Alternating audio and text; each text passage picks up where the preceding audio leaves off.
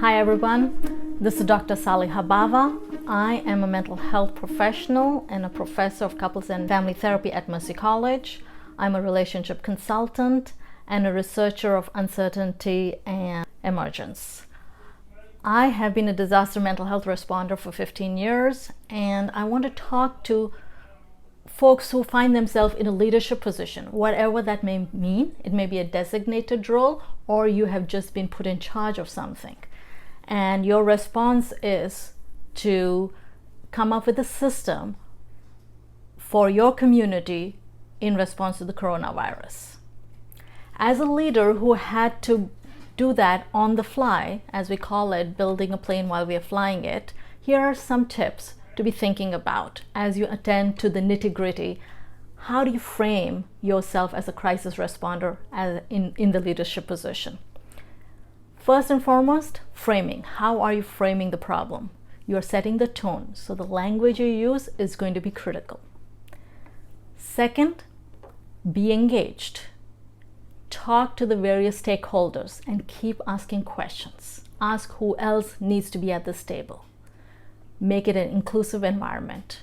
Do not isolate yourself, especially since we are socially distancing as a prevention for the spread. It's very easy to not invite more people because we are not thinking about the help we need. We are thinking about the help we want to give.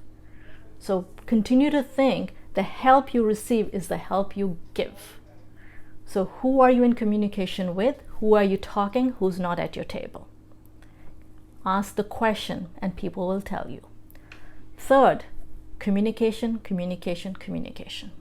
From a mental health perspective, when we are lost, the panic goes up. But when we are being told that you don't know as a leader and you are learning and going to give the answers, you are creating a line of communication. Even to reassure that we're in this, all of us, together. Meaning we're all lost together and we're all finding and developing and designing the answers together is reassuring. So communicate where you are with whatever you have, with the language that is somehow promoting reassurance, not like, oh, we'll take care of you, but this is where we are and this is what we're doing, and we'll be back next with the next stage of responses. That is communication. Prepare to meet daily.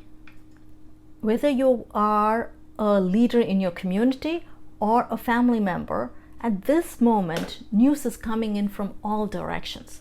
And there is a lot of miscommunication, a lot of feelings about not sure which news to believe.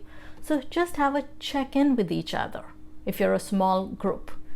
If you are a big group, then delegate who's going to run these meetings and make the meetings both a time for assessment, discussion, planning, and decision making. So those 4 things need to happen. People, when they leave the meeting, need to know what was decided. That means don't just leave it at the discussion stage. Leave with some clear commitments of what's going to come next, including if there are questions we don't have answer to, how they will be decided. And sometimes the how is we are going to contact another group, another organization. They don't have to be a big how. Just letting people know what the next step is part of leadership. Last but not the least, improvisation. As I said, I'm a researcher of uncertainty, play, and improvisation. This is the moment to dance, my friends.